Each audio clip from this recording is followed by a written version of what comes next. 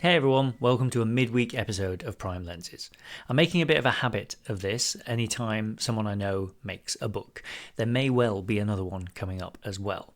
If you didn't listen to last week's midweek episode with Brandon Ruffin, go back and listen to that one as well.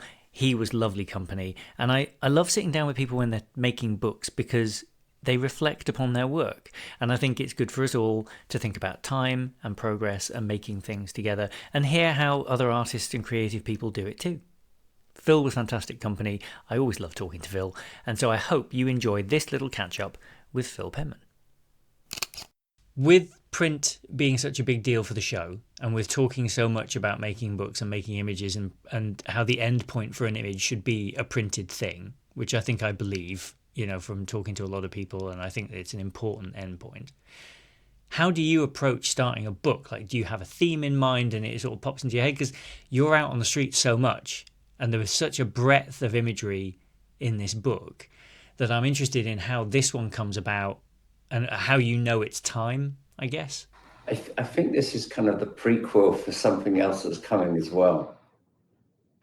So I've been the New York Street Diaries was like a huge success, right? And I kind of learned from the publisher as well that anything that has like a city title sells really well. And they wanted to do like a Paris Street Diaries and they want to do a Tokyo Street Diaries. And it'd be great if I could just go to all these cities like every month and shoot, but that's just not possible.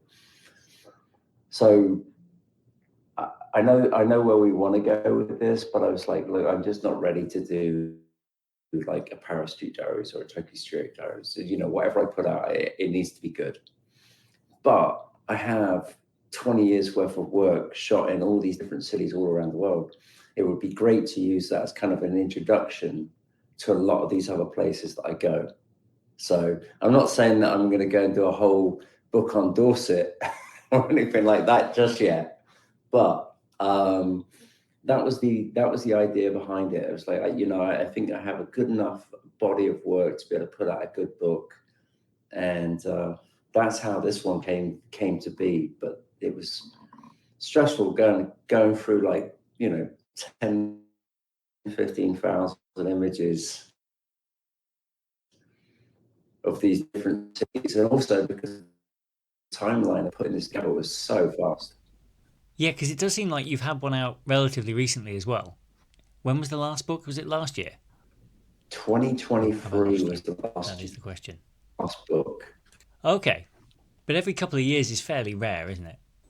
I've done about 4 books since 2019, which is really rare, and not what I anticipated. I kind of always thought that I would just be doing like one book, and that would be it, because doing a book is really, really, really, really expensive to do.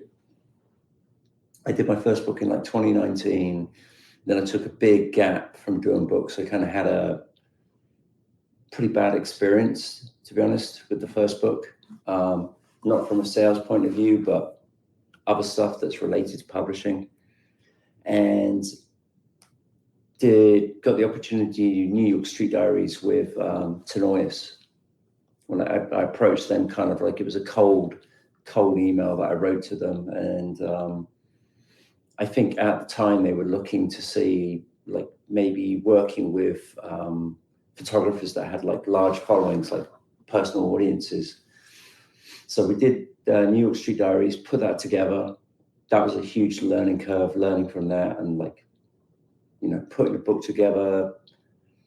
But it was a huge success for us. And even like way, way beyond any of my dreams of how many, like we sold like 7,000 copies of that book to date from the launch of 2023. And that just keeps selling. It's really weird where it just keeps popping up. And they told me that that's a lot of books to be sold for like a big art book. And especially when you look on, say, Amazon, and everyone's selling their books at like, 15, 20, $30, and you're coming in the price point at like 80. That's a lot of faith from the buyer and the following to like invest in you. And then that led to my next book, which was more of like an invitation. I knew that they were going to be doing like it was called Big New York, and they told me that it would be with Thomas Hopker, Elliot Erwitt, and a bunch of other New York photographers. So I kind of, you can't turn that. There's just no way you turn that down. Especially when you look at the index and you've got Elliot Erwitt, me, and then Thomas Hopker sandwiched together. That's again something never ever in my career would have ever anticipated that. And then that led to the next book, Street Scenes. And what was cool is like you can see that this huge movement at the moment with print. Like I've always kind of considered that it's like the end point is the print, like be that a print in a gallery or a book. That's like the best because you can take your time with it. But I was in Rizzoli, which is like a big bookstore in New York, and I was talking to them about it. And they said they had like their biggest year last year. And then I saw something on the news about how Barnes and Noble, who were almost dead, it's one of the biggest book retailers, almost disappeared. And then I think they opened up like 70 new bookstores in the US just year alone.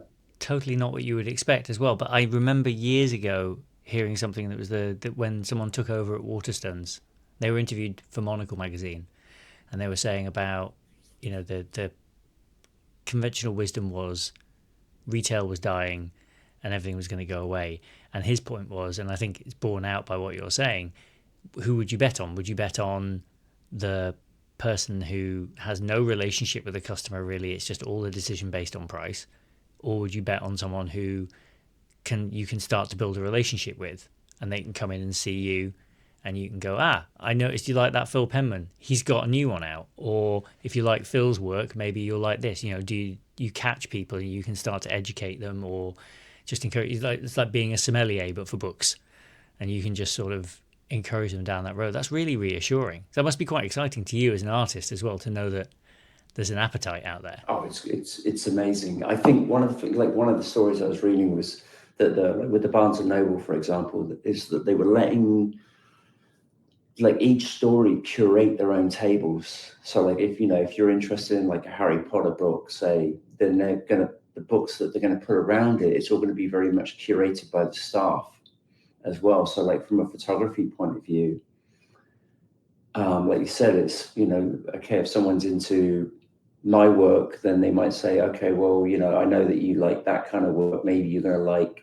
this book that's been put out by Elliot Erwitt as well. I don't know about you, but personally, like I've always been like, I would rather pay for quality. And one of the things that I've always found is like when I buy, I always want to support the salesperson that's selling to me. So like even when I was into cycling, I knew that I could buy bike parts from like online UK distributors for $500-600 cheaper than what it would cost if I bought it down the street from me. But I know the people at those stores, and I know that if anything happens, to that product, I know that I can go to them and they're going to help me fix it. Whereas, you might save $500 buying it online, but there's nowhere to go. And, if you go to your local bike shop to get it fixed, they know that you haven't bought it from them, and they're probably not going to necessarily treat you the same way. So I've always kind of believed in like paying more to support maybe even that, like I've always said like the sign of a really good salesperson is when you would rather pay more and give them the money because you like them than buy it overseas somewhere else. Definitely. And I think to your point as well, like we had an experience, it's funny, cycling related, booked to get one of the kids' bikes fixed recently. And I took it down to our local bike place and I wandered in, and they looked a bit confused to see me, but they were like, yeah, sure, we can do this today, no problem. And I got home and it turned out she booked it in somewhere else because they'd told her that they were too busy and couldn't fit it in. But because I just assumed we were Yeah. going there and I rocked up and we've bought all our bikes from them for the last few years, they were just like, oh, yeah, it's you. Yeah, that's fine. You come on in. We'll get that done this afternoon. We'll fit it in. And you don't get that any other way. and building up that relationship with folks means that when you do need something specific, or you do have that relationship. And I think especially with artists, I've said this a few times on the show recently, but it does bear repeating. Louis Mendo, who's an illustrator I know, who's based in Tokyo, was talking recently about the importance of buying work from living artists because the dead ones don't need the money. I like And I that. think that That's good. that's yeah, it's Yeah. crucial, especially because in the book you talk about Matt in the introduction there talks about the Impressionists and talks about the tradition that your street work is part of. For photography fans, when you look at it, sometimes there's influences of people like Saul Leiter in there. There's a little bit of the classic street photographers and people like Vivian Wright, people, names that people recognize. But what's interesting is drawing a line between your work and the Impressionists as well, and the way that they would paint a scene using, like, people like Degas and Monet and Renoir would use things like umbrellas or cigarettes or gloves, or the accessories that people carried around become props in the work that they were making, albeit at a slower pace potentially because it's photography. But I wondered how you see your work as part of that artistic tradition. Like, do you see your work as kind of feeding from those sorts of things, or in dialogue with those other artists of a different medium? I don't know if it's like a direct. I'm definitely more inspired by like watching film and artists. And one of my like almost weekly rituals is just to go into like MoMA or the Met and just walk around and just look at the work. So indirectly, you're going to be influenced by it anyway.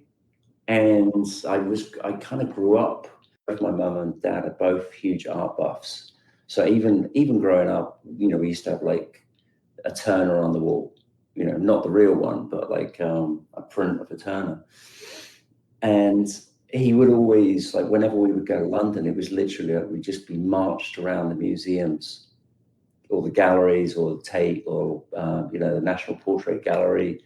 So I think it just naturally, you're going to be inspired by that anyway.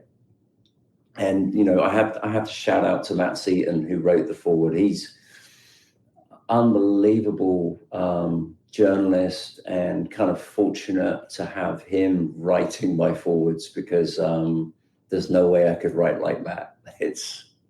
That's just not my wheelhouse. But I think it's also nice to have folks like that who see the broad stage upon which your work sits. Because I think that's the other thing, that it's a common thread in conversations like this when you speak to someone about their work, like, where does this come about? Or why is it like it's hard for you to unpick all the influences because it's all just happening.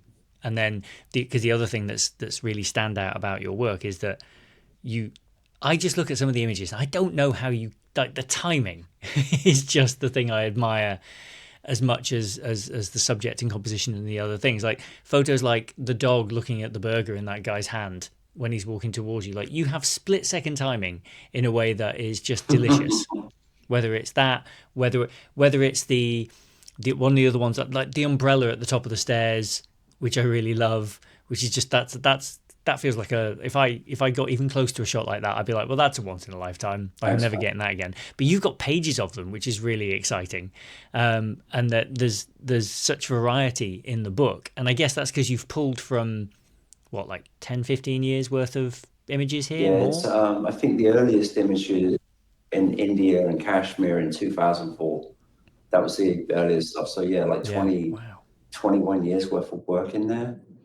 Uh, I think a little bit of it is like, yeah, a lot of it's like muscle memory because you've just done it so many times before, but it's also, being able to predict a picture before it's happened as well, like piecing, like, so you're basically piecing things together at a split second, but you've kind of predicted that that's going to happen anyway.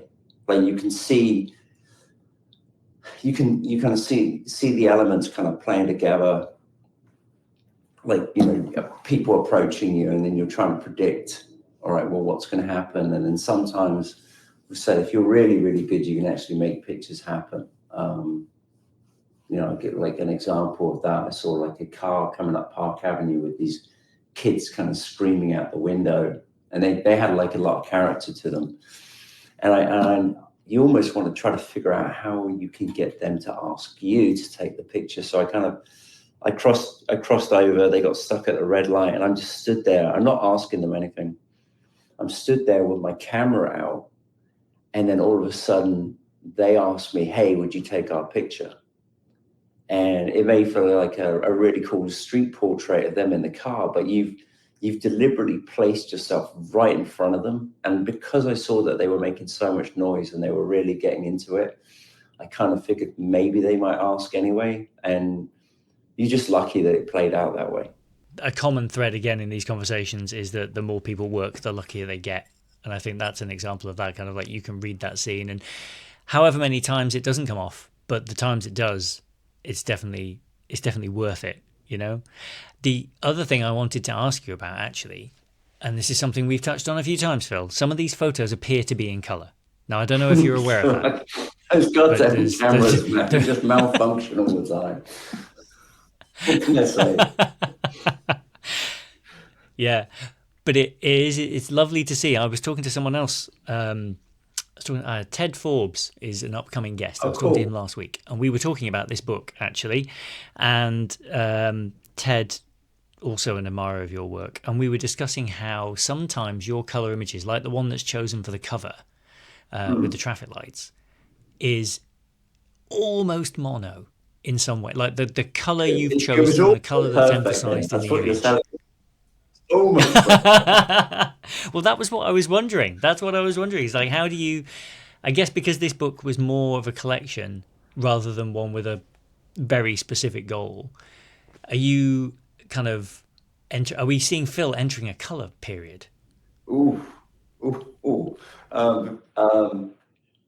Yeah, well, why not? I do enjoy it. I think it's just like early on, I started making a name for myself as a black and white photographer, and you do kind of have to run with that, like to make a name for yourself. But then once you've kind of made a name for yourself, then you can start to experiment out a little bit more. So yeah, I wouldn't be surprised. I really enjoy actually. I'm into that, and I've been into the I don't know if you've seen it, like Capture One. They do that thing with Match Look, where you can build color grades based on films or movies that you like. So I've been experimenting with that a little bit as well, like shows that I like and trying to create color grades. I'm not a big fan of just like the color that comes out of the camera. To be honest, I like, I love watching, kind of how like people like Gamora and Ridley Scott and these guys, how they create their own look, even within color. And you instantly know when you watch something from them that it's that's a Ridley Scott film just from like the blue tint that he's got to it. You can see it even in like Gladiator. I'd like to play with that a little bit more. And I guess it's a experience as well of like iterate again, one of my favorite topics on the podcast, but that great work comes from iteration cycles. You do something and then you do it again. And I guess what's so exciting for this project is that it comes so quickly on the heels of other ones that oftentimes with something like this there'd be quite a long period between you getting to do that again. Like part of the reason the photography is so good is because you're on the street all the time, as you said, exercising those muscles, right? Like you know how to do this because you've done your 10,000 hours and then some. But with a book, it's such a much bigger undertaking. It moves so much more slowly. Talking to Matthew Bitton about his book a couple of weeks ago was the same. Like It's a great book, by the way. it's really good, isn't it? It's Yeah. really nice. And he, again, I think wrestled with like black and white versus color. His was very, very personal as well because it's about the city that he loves so much. So I think this is why I think books are maybe resonating with people at the moment because it's so much nicer. There's so much more room to breathe on a page than on a grid, on a device that is also where you do work and also where you put your shopping list and also where like it. There's nothing special about it. Whereas if you give yourself the time to sit down with a book and spread it out on a table, I've seen it when I post about stuff on social media about like books that I like. People respond to that because they're excited to see images printed. So I really hope that this is a beginning of a return to things, and that more people I know get to make more books, because Which it's so exciting to see this stuff in print. I think as well, like people don't realize like just the sheer cost of doing a book. Um, it's we're talking tens of thousands of dollars to do these things. It's not like back in the day where you all these people had publishing deals and they would even get money.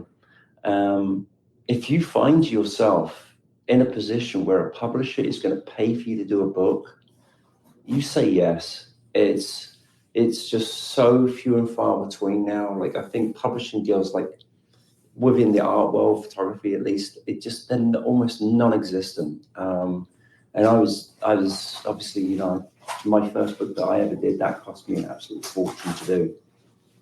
But it was a gamble that, like, if the book took off, then my career would take off. We always kind of say like that book is like it's kind of the most expensive business card that you're ever going to do. And then because I was able to get a publishing deal with New York Street Diaries, there's just no way you turn that down. And if you can do more books, then obviously you say yes, because you don't know when this whole thing's going to stop. And I enjoy doing books, and it definitely resonates a lot more with people than, like you said, like an algorithm where maybe they're going to show you work and maybe they're not.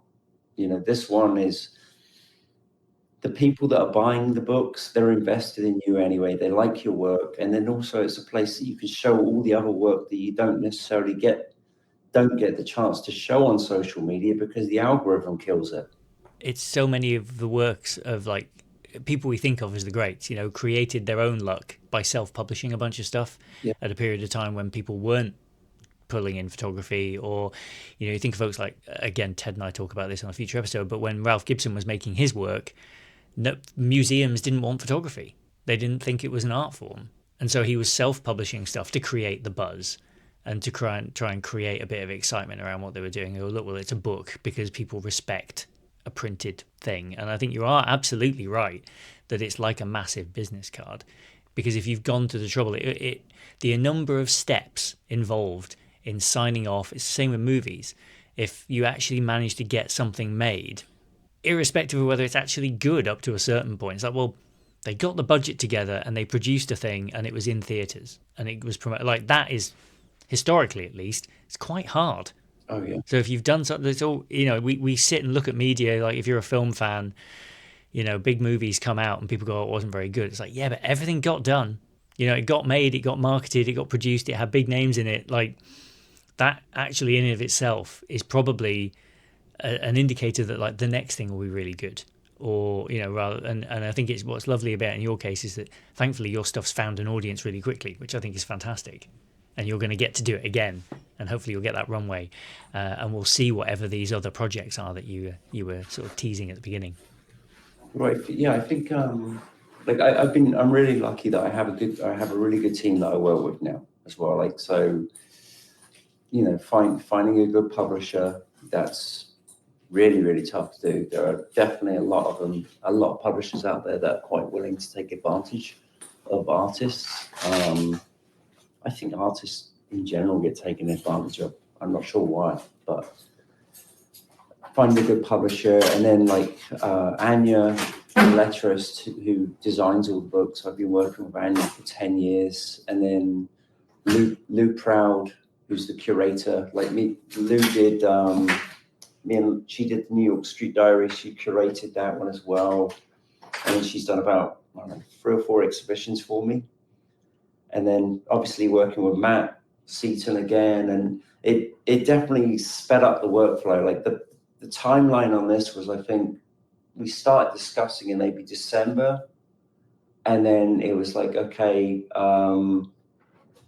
by January we kind of signed the contracts, and it's like, okay, well now we've got like 2 or 3 months to have the whole book put together because it needs to go to print in July. But Wow. if you weren't, I think if I didn't have the team that we kind of put together on the last book, then it would have been a challenge, like to do it in that timeline. Yeah, that's very rapid. Yeah. That's very fast to get like everything lined up. But as you say, if you're getting the band back together, I suppose there's a few things that are in place already. Um, yeah, that's really nice when you, and presumably you kind of, with in terms of selection and sequencing and things like that, like you guys are finishing each other's sentences a little bit now that you've worked together a couple of times. Right. Lou, I just trust. Yeah, She, um, anyone that's worked with had honorary Cartier breasts on knows what the hell they're talking about. yeah, And I think it's very important as well. It's like sometimes you kind of have to get out your own way and trust the people that you're working with. Like they know what they're doing. I don't know yeah, how to design a book. I don't, understand font design or what's going to play. And, that's Anya's thing. And that's what she knows well. So I have to trust, you could go back and forth and say, maybe there'll be like a couple of options, or you can give them like the kind of like the look that you're going for. But you have to trust them. You can't just like second guess everything they do, because I found that doing that in the past, that can really mess you up as well. yeah, yeah, definitely. I think it's one of those other things that people forget, that historically your job was done sometimes when you turned in the roll of film. And it was, if you look at that really good Magnum book of contact sheets, Yeah, that's one of my favorites that I come back to a lot. And you see that the editing process didn't really begin with the photographer. It began with a bunch of folks who told you whether you'd got what you thought you'd got. And then you would go through and pick out images together. And it was kind of a collaborative process. Whereas now I think we feel like, because the tools, it's never been easier to make something, and it's never been harder to get it in front of a group of people, kind of paradoxically. But I think if you've got people that you work with who can say, yep, you've got it there, or no, you've not quite got it there, and here's why, and help you kill your darlings. I think the pressure that someone starting out today puts himself under, I go through it all the time. I have it with the show, but I think there's a danger that someone starting today feels like they have to be able to write the theme tune, sing the theme tune, and just do the whole thing. yeah, And actually, it's about finding good collaborators, like in your case. Find someone to write an introduction who can see the things that you can't see. Find someone to sequence the images with you and work with you through a huge back catalogue and put these things together. Because otherwise, I think you'll drive yourself mad trying to do it all yourself, and it might not be as good as it could be. you need no people. People are going to tell you no, that it's not good, because it's you can fall into this trap if you're not careful, that you just think that everything you do is great. And the really good people, they're never going to think that anyway, because Yeah. you're your own worst critic. Like, nothing's ever good enough if you because if you're self-driven to do well, then you don't need anyone like that. Like, you're already your worst critic anyway. But there are a lot of people out there that do have maybe huge egos, and they do think that everything that they do, is amazing. And I just think then you can fall into this trap of like, you put something out and then you can't understand why there's no response to it. And it's because you needed someone around you who's like a good no person, where they say, no, actually, it's not very good. You need to do better. And that's gonna push you forward as well. And you'll get so much better because of it. Oh, definitely. Actually, on the subject of getting better, this is probably a good note to end on. I wonder whether, knowing that you've kind of had a couple of goes at this, that you probably will get to do this again, does that kind of mean that you can be a little bit looser and relax into the process? And because I think then, if you thought this was going to be your only book ever, you would be more inclined to fight back maybe when someone says no, or says no, not now, this one's for later, or don't use that one here, use it there. But I guess because you've done a few of these now, and chances are you'll get to do it again, do you think that that kind of creates the right sort of environment for you to kind of really work at your best? It's sort of a paradox, isn't it, that like people who are under the most pressure maybe can't do it as well as people who are under less. And I just wonder, the way you're talking, it sounds like you feel quite free to make really good work, and partly it's because you've got some confidence from these experiences. Oh, the lifestyle that I live, man, I just never, ever, ever would have dreamed that I'd be in this position.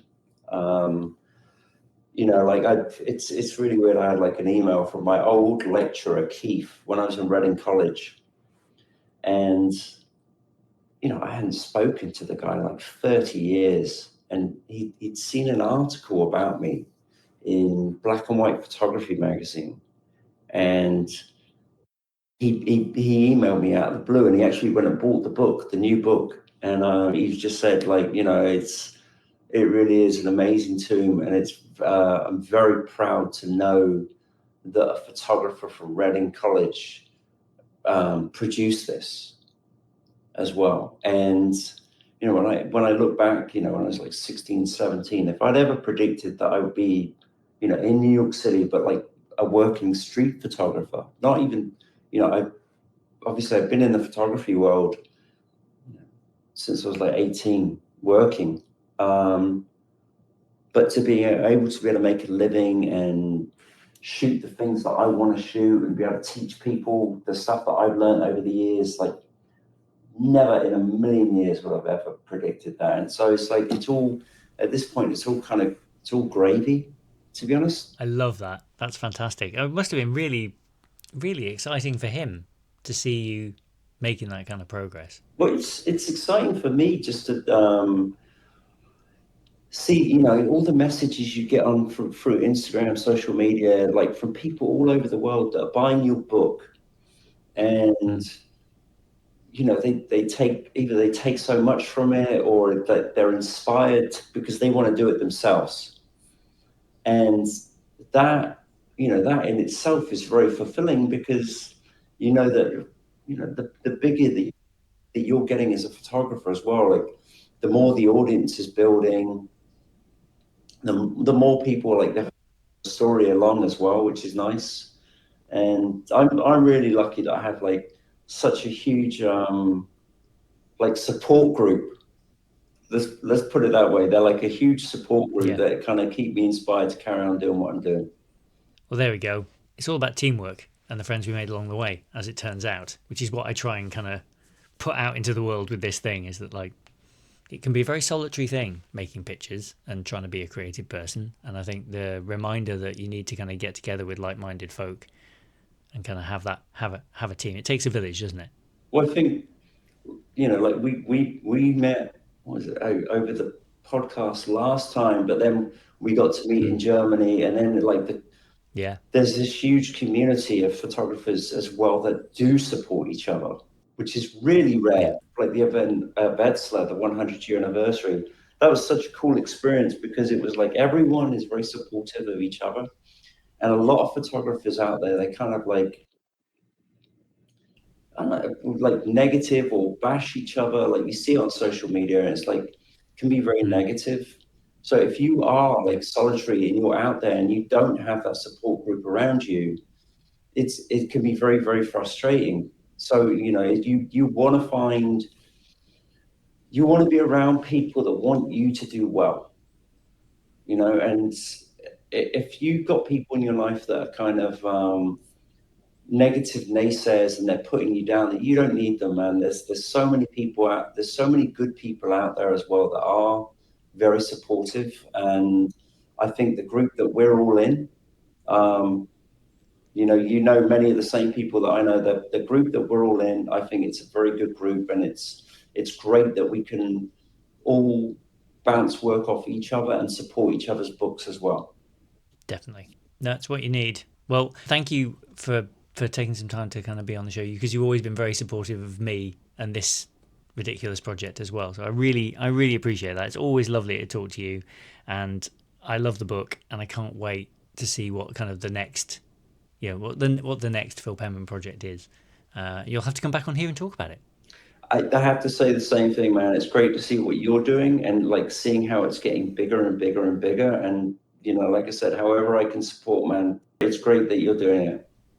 Oh, thanks. There's a job to be done. I'm working it out. I was I will say, I'll share this with you. I had a bit of a wobble yesterday. You know when you have those kind of like moments where you're just like, everything I'm making is terrible and what am I doing and what am I even bothering? And Alice just had to sort of remind me that like Wetzlar was only what 3 months ago or something. She's Yeah, like, can you just calm down? yeah, exactly. You've only been doing this 5 minutes. Like, give it a second. Yeah. No, just keep doing what you're doing, man. It's great. This was lovely. Thanks so much, man. Good to talk to you again, mate.